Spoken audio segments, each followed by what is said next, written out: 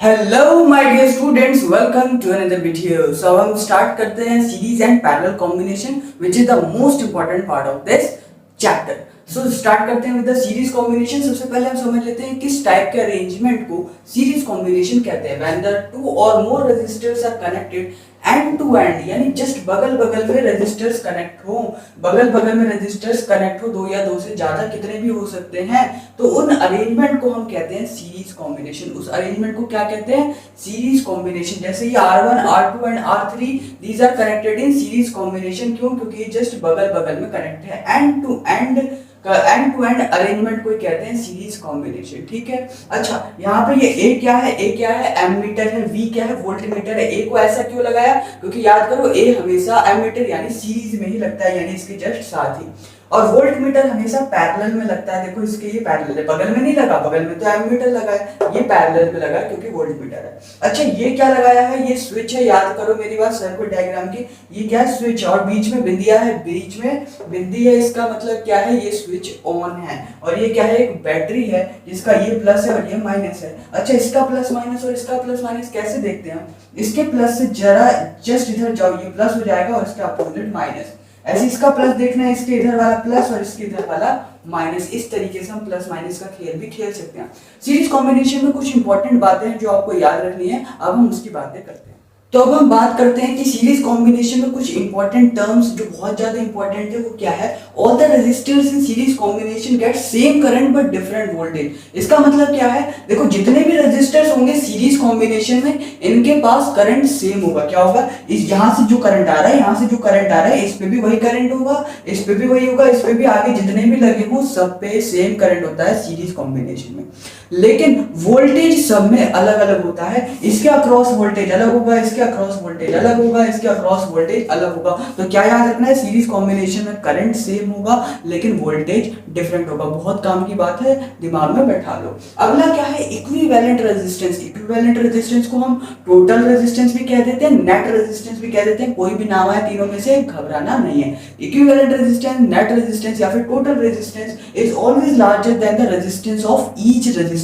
इसका मतलब क्या है? इक्विवेलेंट रेजिस्टेंस, टोटल रेजिस्टेंस का मतलब ये है, जैसे यहाँ पे तीन रेजिस्टेंस लगे हुए हैं, एक ऐसा रेजिस्टेंस जो इन तीनों का काम कर दे, मतलब मुझे तीन अलग अलग रेजिस्टेंस ना लगाने पड़े, एक ऐसा रेजिस्टेंस जिसको मैं लगा दूं इन तीनों का काम कर दे, उसी को कहते हैं टोटल रेजिस्टेंस। उसकी जो वैल्यू होती है वो हमेशा इन तीनों के उसकी जो वैल्यू होती है वो हमेशा बड़ी होती है इन तीनों के मतलब अगर मैं इसका ये रेजिस्टेंस देखूं, ये रेजिस्टेंस देखूं और ये रेजिस्टेंस देखूं, तो तीनों की वैल्यू से सबसे ज्यादा वैल्यू किसकी होती है?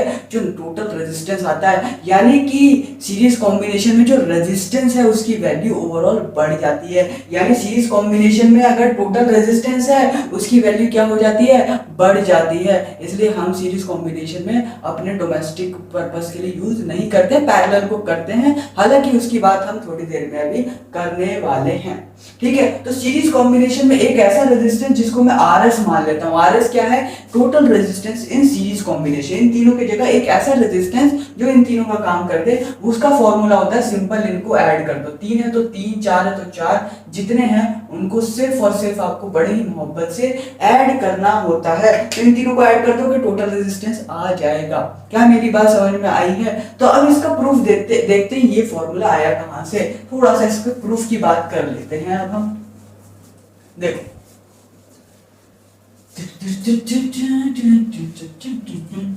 देखो अब अगर मैं एक बात करूं, तीन चार केस बनाते हैं। देखो, फर्स्ट केस में हम बात करते हैं फॉर R1। अगर मैं R1 के लिए देखूं तो V1 क्या होगा? V बराबर IR1 होगा। क्या होगा? ओम्स लॉ याद है ना, V बराबर IR होता है। ओम्स लॉ क्या होता है? V बराबर IR होता है। तो यहाँ पे V1 बराबर IR1 होगा कि नहीं होगा? अब बोलोगे यहाँ I1 में I1 क्यों नहीं लिखा? अरे भाई, यहाँ पे I हो, यहाँ पे I हो, यहाँ पे जो करंट होता है वो तो सेम ही होता है ना सीरीज कॉम्बिनेशन में। तो सीरीज कॉम्बिनेशन में करंट सिर्फ I लिखना है, I1 I2 I3 लिखने की जरूरत नहीं है, क्योंकि आपस में वो सब बराबर होते हैं। होते हैं। अच्छा V1 V2 V3 लिखना है, हाँ बिल्कुल लिखना है क्योंकि वोल्टेज तो डिफरेंट होता है, इसलिए V1 लिखा मैंने। अच्छा ऐसे ही अगर मैं बात करूं केस 2 की, किसकी बात करूं, केस 2 यानी फॉर R2 के अक्रॉस अगर मैं चेक करूं तो V2 क्या आ जाएगा, IR2 आ जाएगा। ऐसी सिमिलरली केस 3 की अगर मैं बात करूं तो फॉर R3 की बात करूं तो V3 क्या आ जाएगा, V3 आ जाएगा IR3। क्या ये तीनों चीजें समझ आ रही है आपको? अच्छा जी, अब जो मैं टोटल रेजिस्टेंस लगाऊंगा केस 4 जो टोटल रेजिस्टेंस लगाऊंगा फॉर आरएस, जिसको मैंने आरएस मान लिया है, वो क्या होगा, तो वो टोटल वोल्टेज को मैं V मान लेता हूँ, टोटल रेजिस्टेंस को RS मान लेता हूँ, तो ये V बराबर IRS आ जाएगा कि नहीं आ जाएगा? अच्छा एक बात बताओ, अभी पैरेलल कॉम्बिनेशन में, वो सीरीज कॉम्बिनेशन में मैंने आपको बताया था कि करंट तो सेम होता है लेकिन वोल्टेज क्या होता है, अलग अलग होता है। यानी मैं V को V1 plus V2 plus V3 लिख सकता हूँ। ये जो वोल्टेज है तीनों में अलग अलग होगा और इन तीनों के एडिशन के बराबर होगा। और इस V की जगह क्या पुट कर सकता हूँ, IRS, V की जगह IRS, V1 की जगह क्या पुट कर सकता हूँ, IR1, V2 की जगह क्या पुट कर सकता हूँ, IR2, V3 की जगह क्या पुट कर सकता हूँ, IR3। इन सब में से I कॉमन निकाल लो, I से I खचम खचामी हो जाएगा, तो RS का फॉर्मूला आ जाएगा R1 plus R2 plus R3। क्या मेरी बात समझ में आई है आपको? बड़े ही आसानी से कर दिया मैंने, ठीक है। 3-4 केस बनाए और सिंपल सा खत्म खत्म ही कर दिया, क्योंकि V बराबर दिस होता था, इसकी वैल्यू निकाली, इसकी निकाली, पुट कर दिया, आंसर आ गया। सिंपल है। एक न्यूमेरिकल कर लेते हैं इसमें ताकि और आपको अच्छे से क्लियर हो जाए। एक हल छोटा सा न्यूमेरिकल कर लेते हैं हम, ताकि इसका थोड़ा सा फील भी आ जाए आपको। फील लेना जरूरी है।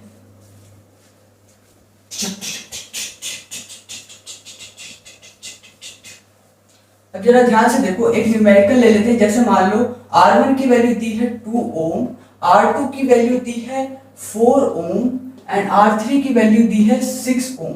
बोला है नेट रेजिस्टेंस निकालो, ये सीरीज में कनेक्शन है इनका। बोला है RS की वैल्यू निकालो, क्या होगी? तो सिंपल हम, इसमें दिक्कत ही क्या है, इसमें क्या ही दिक्कत है, बताओ क्या ही दिक्कत है? RS क्या होता है, R1 plus R2 plus R3 होता है। R1 की वैल्यू है 2, इसकी है 4, इसकी है 6, ऐड करोगे तो 12 ohm will be the answer. लेकिन मेरे ये आसान से न्यूमेरिकल कराने का मेन मकसद ये था कि मुझे ये समझाना था, जो नेट रेजिस्टेंस ये आया है, इक्विवेलेंट जो टोटल रेजिस्टेंस ये आया 12 ओम, ये इन तीनों से देखो ज्यादा है। ये 6 है, ये 4 है, ये 2 है, ये तो 12 है। तो जो नेट रेजिस्टेंस हमेशा सीरीज कॉम्बिनेशन में आता है, जो नेट रेजिस्टेंस आता है वो हमेशा इंडिविजुअल रेजिस्टेंस से हमेशा ही ज्यादा आता है, इस बात का ध्यान रखना। तो अब हम बात करते हैं पैरेलल में, स्टार्ट करते हैं पैरेलल कॉम्बिनेशन को। पैरेलल कॉम्बिनेशन यानी परिका-लैल कॉम्बिनेशन, मतलब सिंपल पैरेलल कॉम्बिनेशन। अच्छा याद रखना, पैरेलल कॉम्बिनेशन में रेजिस्टेंस पैरेलल में कनेक्शन होता है, सिंपल यानी एक के नीचे एक कनेक्शन होगा। सीरीज कॉम्बिनेशन में एक के बाद एक ऐसे एंड टू एंड होता है। पैरेलल में एक के नीचे एक कनेक्शन होता है रेजिस्टर्स का, ये होता है पैरेलल कॉम्बिनेशन। रेजिस्टर समझ में आया। और उसके बाद ये हो गया हमारे पास बैटरी, ये हो गया स्विच विच इज ऑन, क्योंकि यहाँ पे बिंदी है। ये होता है वोल्ट मीटर, ये होता है एमीटर लगा है सीरीज में, वोल्ट मीटर लगा है पैरेलल में। अच्छा इसका प्लस माइनस, मतलब इसका प्लस इधर है तो इसका प्लस इधर, इसका माइनस इधर। इसका प्लस माइनस कैसे देखोगे, इसका प्लस इधर, इसका माइनस इधर, तो ऐसे हम प्लस माइनस भी देख सकते हैं। अब हम बात करते हैं कुछ इंपॉर्टेंट चीज जो पैरेलल कॉम्बिनेशन में आपको याद रखने की जरूरत है।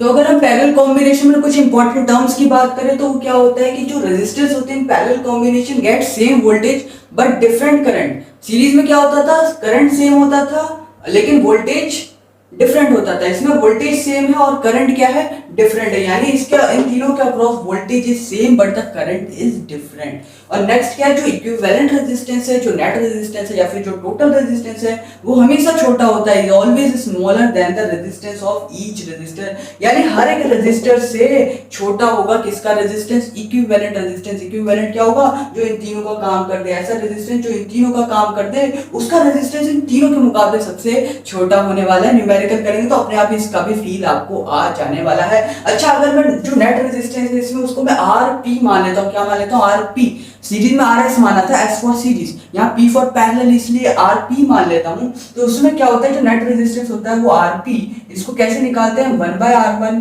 Plus 1/R2 plus 1/R3। ये आपको फॉर्मूला बड़े ही मोहब्बत से याद रखना है। इसमें क्या करते हैं, टांग ऊपर कर दो मुंडी नीचे कर दो, यानी उल्टा करके ऐड करना है। उसमें सीधा सीधा ऐड करना है, इसमें क्या करना है, उल्टा करके ऐड करना होता है। अच्छा, इस फॉर्मूले का प्रूफ भी हम जल्दी से देख लेते हैं। क्या देख लेते हैं, प्रूफ जल्दी से देख लेते हैं। क्या होगा, देखो इस फॉर्मूले का प्रूफ। जैसे इसमें भी केस फर्स्ट बनाएंगे हम। केस फर्स्ट जो होगा फॉर R1 के लिए जो फर्स्ट केस होगा वो हमारे पास क्या होगा, देखो V बराबर IR होता है ओम्स लॉ के लिए, है ना। V बराबर IR क्या होता है ओम्स लॉ के लिए, अगर 1 पुट करूंगा तो V1 बराबर I1 R1 लिख सकता हूँ, कोई दिक्कत वाली बात नहीं है। सिमिलरली मैं क्या करता हूँ, यहाँ से I1 की वैल्यू निकालूंगा तो V1 बाय R1 आ जाएगा, तो I1 की वैल्यू निकाला V बाय R1। अच्छा बोलो कि यहाँ V1 बाय R1 है, यहाँ V बाय R1 क्यों लिखा है, क्योंकि इस केस में वोल्टेज सेम है, इसलिए V1 V2 V3 उसमें हम नहीं लिखने वाले हैं। जो डिफरेंट होगा उसी की वैल्यू निकालो। इस सीरीज में हम V1 V2 V3 की वैल्यू निकाल के पुट कर रहे थे, पैरेलल में I1 I2 I3 की वैल्यू निकाल के पुट करेंगे। जो डिफरेंट होगा उसी की वैल्यू आप निकालोगे, और जो सेम होगा उसमें 1 2 3 लगाने की जरूरत है ही नहीं। अच्छा, ऐसे ही हम केस 2 देखेंगे। केस 2 क्या हो जाएगा, फॉर R2, यहां से I2 की वैल्यू क्या आ जाएगी, V बाय R2। ऐसे ही केस 3 देखेंगे हम, फॉर R3 के लिए केस 3 देखेंगे तो I3 की वैल्यू आ जाएगी V बाय R3। क्या आ जाएगी, V बाय R3। अच्छा, जो नेट रेजिस्टेंस हमने लगाया है, जो नेट रेजिस्टेंस हमने लगाया है RP, उस केस 4 लगा देते हैं उसके लिए, फॉर RP तो उसके लिए क्या आ जाएगी, P की वैल्यू आ जाएगी V बाय RP। तो हमें पता है कि करंट इन तीनों में क्या है, डिफरेंट है। वोल्टेज सोर्स में करंट डिफरेंट है, तो जो नेट करंट है मैं उसको I मान लेता हूँ। क्या मान लेता हूँ, I। तो जो नेट करंट है वो क्या होगा, I1 plus I2 plus I3, इन तीनों के जोड़ के बराबर होगा। I को मैं क्या लिख सकता हूँ, I। अच्छा, इसको मैंने यहाँ पे IP मान लिया है, कोई नहीं, इसको मान लो आप, क्या मान लो, इसको भी I मान लो, ठीक है। तो ये I को मैं लिख सकता हूँ V बाय RP, क्या लिख सकता हूँ, V बाय RP। I1 को क्या लिख सकता हूँ, V बाय R1, इसको क्या लिख सकता हूँ, V बाय R2, इसको क्या लिख सकता हूँ, V बाय R3। इन सब में से V कॉमन निकालो, देखो खचम खचामी हो जाएगा। जो फॉर्मूला बचेगा वो आपके पास यही बचने वाला है। क्या बचने वाला है, यही बचने वाला है, जो आपको बड़ी ही मोहब्बत से दिल और दिमाग दोनों से याद कर लेना है। दोनों में बैठा लो ध्यान से, ठीक है। अब हम एक न्यूमेरिकल की बात कर लेते हैं, जिससे आपको हो जाएगा ये चीज क्रिस्टल क्लियर, ठीक है, बिल्कुल अच्छे से फील आ जाएगा इसका। थोड़ा सा एक हल्का सा न्यूमेरिकल कर लेते हैं, छोटा सा।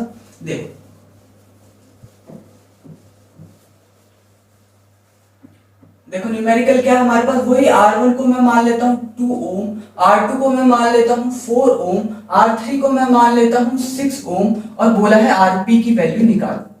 तो कुछ नहीं करना, सिंपल सा सॉल्यूशन कर दो। जो 1 बाय RP होगा वो 1 by R1 plus 1 by R2 plus 1 by R3 होगा। RP ये निकालना है, तो 1 बाय RP बराबर होगा 1 बाय R1 यानी 1 बाय 2, 1 बाय R2 यानी 1 बाय 4, 1 बाय R3 यानी 1 बाय 6। इन तीनों का एलसीएम क्या आ जाएगा, 12। क्या आ जाएगा, 12। तो नीचे क्या ले लो हम, 12, तो ऊपर आ जाएगा 6 प्लस 3 प्लस 2, 6 3 9 2, 6 प्लस 3, सही कर रहा हूं ना, 6 प्लस 3 9 प्लस 2 11/12। क्या आ जाएगा, 11/12। ये तो आया 1 बाय RP करेंगे तो दोबारा से इसकी टांग ऊपर मुंडी नीचे कर दो, तो 12/11 क्या आ जाएगा, 12/11 ओम। ये लगा देना। मैं इस न्यूमेरिकल से ये समझाने की कोशिश आपको कर रहा हूं कि जो ये RP आया है, जो नेट रेजिस्टेंस आया है इन पैरेलल कॉम्बिनेशन, ये इन तीनों से छोटा आया है। देखो इसको जब डिवाइड करोगे तो 1 पॉइंट समथिंग आएगा। क्या आएगा, 1 पॉइंट समथिंग। यहाँ पे छोटा वाला भी देखोगे तो 2 है, फिर 4 है, फिर 6 है, इससे भी कम आ गया। यानी जो नेट रेजिस्टेंस आता है इन पैरेलल कॉम्बिनेशन वो हमेशा छोटा आता है। यानी अगर रेजिस्टेंस को आप पैरेलल में अरेंज कर देते हो तो जो टोटल रेजिस्टेंस है वो कम हो जाता है। रेजिस्टेंस को हमें हमेशा कम ही करना होता है ताकि करंट जल्दी से दौड़ सके, क्योंकि रेजिस्टेंस एक तरीके का क्या होता है, ट्रैफिक ही तो होता है। तो रेजिस्टेंस कम होगा तो करंट तेजी से दौड़ेगा। यानी इसीलिए हम जो घरों में सप्लाई होती है वो पैरेलल कॉम्बिनेशन में होती है, ना कि सीरीज कॉम्बिनेशन में होती है। क्यों होती है, क्योंकि इसमें जो नेट रेजिस्टेंस है, जो इक्विवेलेंट रेजिस्टेंस है, ये हमेशा कम आता है। सीरीज में लगा दोगे तो रेजिस्टेंस इतना बढ़ जाएगा कि करंट को फ्लो होने में काफी दिक्कत होगा। सो ये क्वेश्चन बहुत ही ज्यादा एग्जाम में आता है कि what are the advantages of parallel combination over series combination. ये सारे सवालों का जवाब हम अभी देंगे कुछ अगले वीडियोस में। जैसे कि अभी एक आधा वीडियो और बची है, उसके बाद ये चैप्टर हो जाएगा बिल्कुल समाप्त। उसके बाद मैं एक लेक्चर लाने वाला हूं जो पूरा वन शॉट होगा, फुल थ्योरी उसमें कवर हो जाएगी। थ्योरी यानी थ्योरी टाइप्स के क्वेश्चंस, जो भी बेस्ट क्वेश्चंस है, पीवाईक्यूज हैं जो अभी तक आए हैं सीपीएससी में, वो सारे के सारे जो थ्योरी वाले क्वेश्चंस है वो कंप्लीट हो जाएगा उसमें। फिर नेक्स्ट एक और लेक्चर आएगा जिसमें कि सारे के सारे न्यूमेरिकल्स को हम निचोड़ देंगे अच्छे तरीके से। जो भी पीवाईक्यूज है अभी तक सीबीएसई में क्वेश्चंस आए हुए हैं, सारे के सारे क्वेश्चंस को हम टैकल कर देंगे एक ही वीडियो में, सारे के सारे न्यूमेरिकल्स। तो एक वीडियो आएगा थ्योरी वाले क्वेश्चंस के लिए, एक वीडियो आएगा न्यूमेरिकल्स वाले क्वेश्चंस के लिए। तो आपको कोई भी दर्द, कोई भी पीड़ा नहीं होने वाली है उनको देखने के बाद। उससे बाहर कोई भी क्वेश्चंस आपको नहीं पूछा जाएगा एग्जाम में, इस बात की गारंटी होने वाली है। सो तब तक के लिए पढ़ते रहो, मचाते रहो एंड हैव अ ब्लास्ट।